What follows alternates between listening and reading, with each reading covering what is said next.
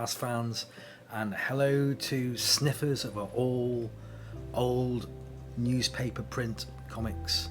I know you're out there. I know it's not just Mark and me from suddenlycomics.com. Yes, I know you're out there. The smell of that old newsprint. Mwah, love it. Well, anyway, with that little intro to the to today's video, can't get my words out today. I'm going to be showing you 5 uncanny tales, always starting from the earliest of this particular batch and always starting from the back of the comic. So I'm going to start with Uncanny Tales number 95, and looks like they're all going to be post-decimal with a nice flash cover that I'm very sure that Alan Class used a couple of times. Love that art, beautiful. Right, I'm going to try my best to stay sitting right here with my head covering the LED, or well, yeah, it's not neon light anymore, is it? It's an LED light, and I'm going to try my best to make sure I don't creep too far to the camera so that my head disappears, at least the first third of it. So, hope you're all doing well. Let's start from the back and let's see what we've got. I think something's up with my throat today. I think I've been talking too much. Well, we have a nice fly story.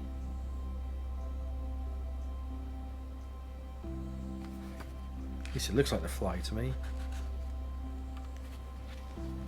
Just turn that round. Lovely art.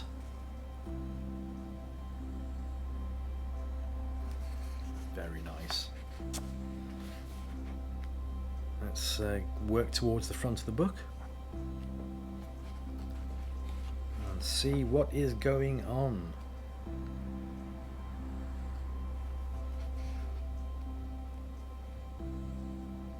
Oh, this is the Flash story, I think.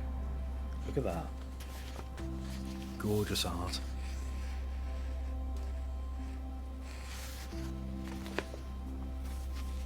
Yeah, wonderful.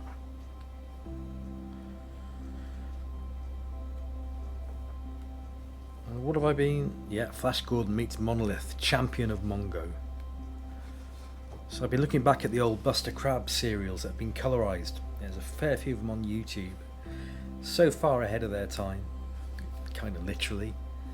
I love those old Buster Crabbe Flash Gordons. And it's actually been decades since I watched the remake.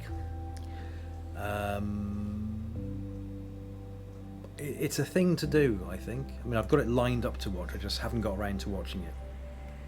But I will. I mean, my other half, she absolutely loves Queen, but I'm not particularly a fan. And as Queen's music is like, it's right through that film, it's kind of like a, for me, and I apologise to Queen fans, it's kind of a, you know, sharp intake of breath, but I will watch it. I haven't watched it in a long time. A Midnight with Mandrake. The Little Giant is the story.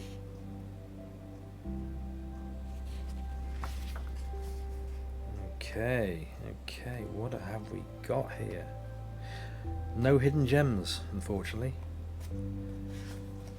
No superhero stories hidden in the pages.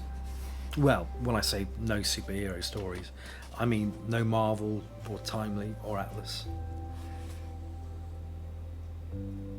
But hey, that's good.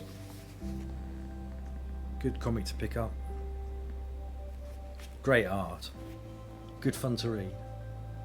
And nothing going too far back into sort of obscure late Golden Age, which I love the Golden Age, but when it's obscure and it just deals with like patent and blatant ridiculousness, it kind of makes me think,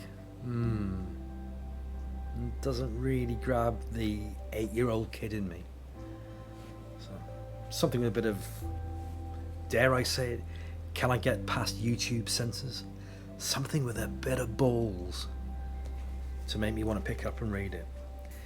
So anyhow, this is Uncanny Tales number 99. Unusual cover, which I'm sure Alan Class used more than once. So what have we got here? Let's have a little look. That looks like Ditko artwork. So I'm going to get to the front bit of the story and we'll have a look together.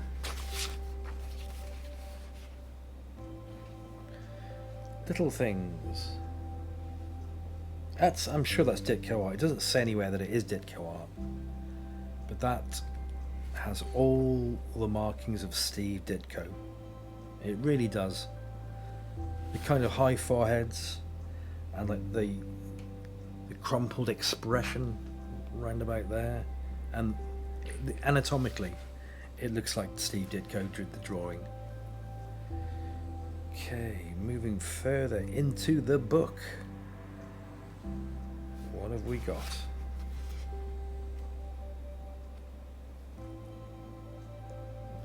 Ogden Whitney art. Some days I can look, I mean, this is blasphemy, I know. Some days I can look at Ogden Whitney's art and think, oh dear me, what is the point in that? So I'm sorry, but some days I can look at Ogden Whitney art and I think, blimey, that guy was way ahead of his time. So would I be right in saying that even great artists have their off days, and some great artists have some of the best days of their lives? Okay. I mean, this issue looks like it's exactly what I was talking about the previous issue. Sort of like late golden age with stories that don't really grab the 8-year-old in me.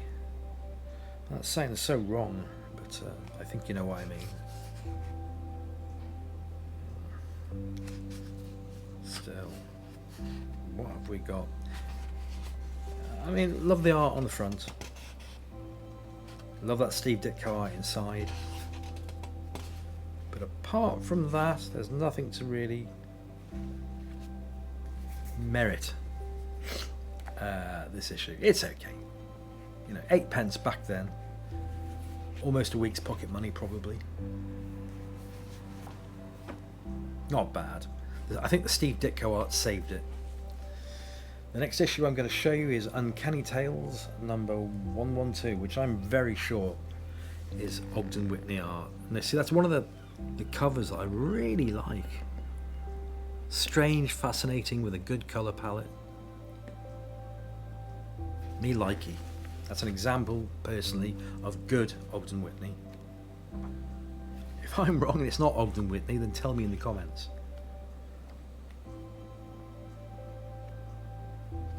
What is this? Okay, that can only be, it just says heirs down here, but there can't have been too many heirs in the comic industry. That must be Dick Ayres, I should think. Oh, another Strange Tales, or a Strange Tales. And what have we got here? We've got some, oh yeah, that's, is that Kirby or Dick? Yeah, it's Kirby. No, it's not. It is Steve Ditko. I Am Not Human. Script by Stan Lee. Art by Steve Ditko. Lettering by Art Simek. Lovely hidden gem. Look at that. That certainly does look like an early version of Iron Man. Great. Even down to the heart in the middle of the chest plate. I love it.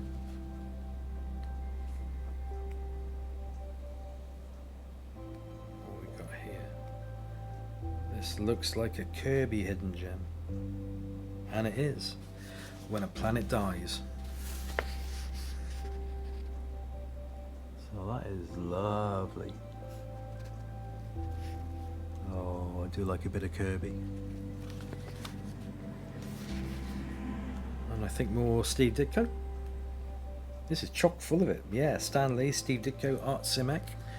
You can't change the past. So this particular issue is chock full of great artists and great writers and great letterers.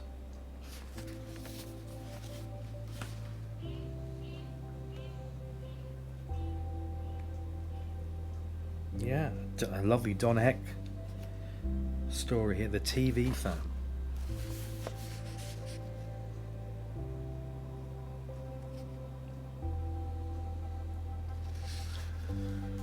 So I know nobody really wants to hear me griping on and all that, because some of my views are in direct opposition to some of the views that modern day comics fans have. Now, I'm going to tell you anyway, and I think I might have only mentioned it once or twice. I have a problem with modern day comic artists. Not all of them. I mean, Mike Perkins is a friend of mine. He's a local guy, and we get along great.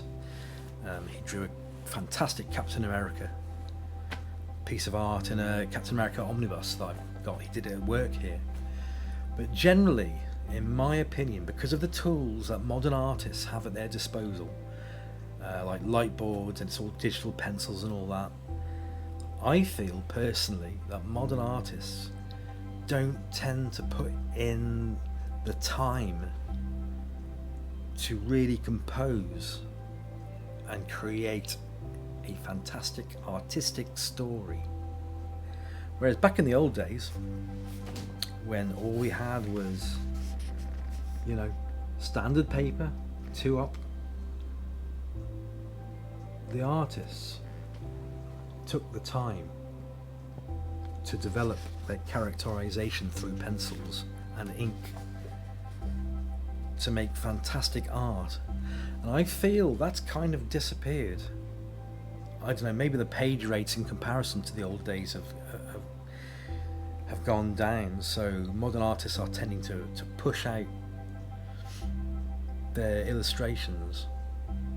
I don't know, but to me personally, it seems that today's artists tend to rush too much. Welcome to today's TED Talk. Okay.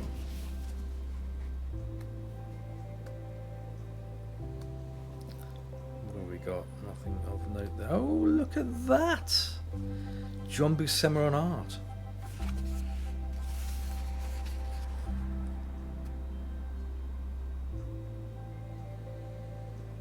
Lovely, look at that. Through the Time Warp. Art by... I've always called him John Buscema.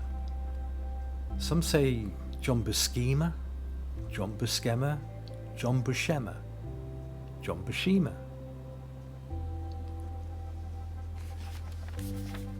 Anyhow, I'm doing it again, I'm going too near the camera. Let me go back and get to the front of the book where we have the cover story.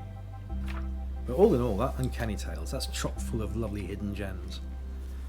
Great artists, great writers, great letterers. Alright, moving on, we have Uncanny Tales number 157. Okay, so this is, the cover will have been reprinted because Alan Class would have put the issue number right there. But in a reprint they put it in the circle.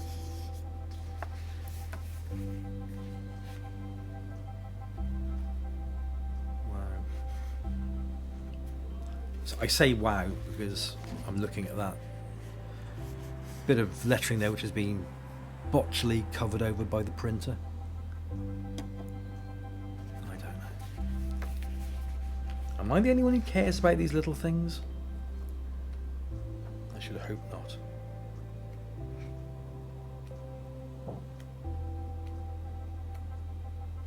Okay, nothing really hidden here which I need to point out so far.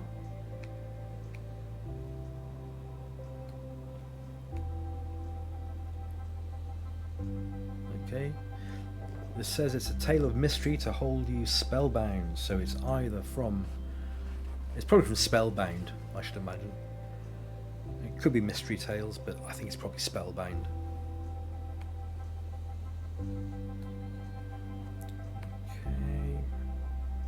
Okay, 3 stories like that so far.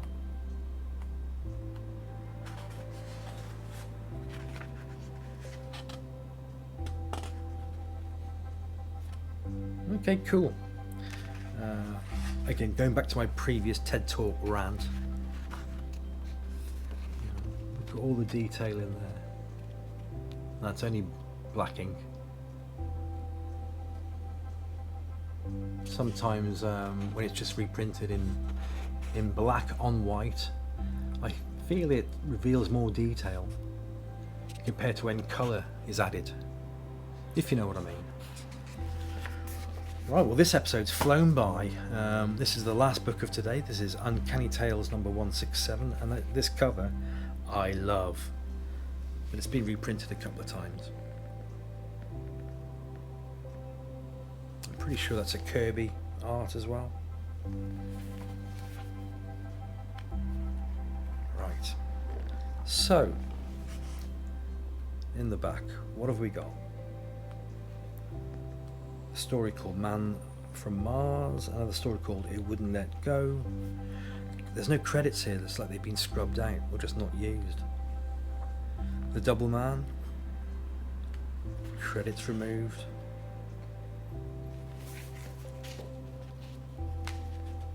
Or maybe they just didn't have that available. Alan Class, I mean. Okay, this is a story from Unknown Worlds, which is called Unwanted.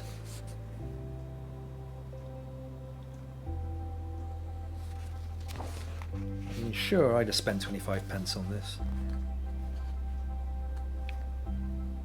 Mr. Furman's Friend, a nice little bit of prose. Okay. The Vanishing Point.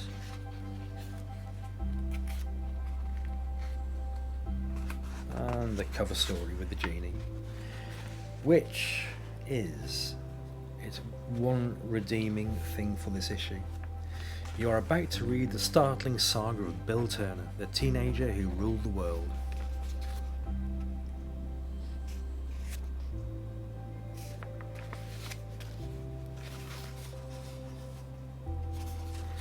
Let's get to the second page. Nice. Anyway, I'm going to leave it at that. Thank you for watching, Alan Class aficionados, lovers of late Golden Age, Atom Age stories and artwork. I am really losing my voice. Right, everybody, be well. I can't talk much longer because I feel this is fading fast. I shall see you as my head gets out of the way of the light and the top of the camera. I shall see you next week. Have a great week going forward. Be well. Don't do anything I wouldn't do, which isn't much, to be honest. And yeah, take care of yourselves. Love everybody. And you can only teach love in this world. I guess you can learn how to hate, but it's always better to love. And on that philosophical note, I shall see you on the next video. Bye for now.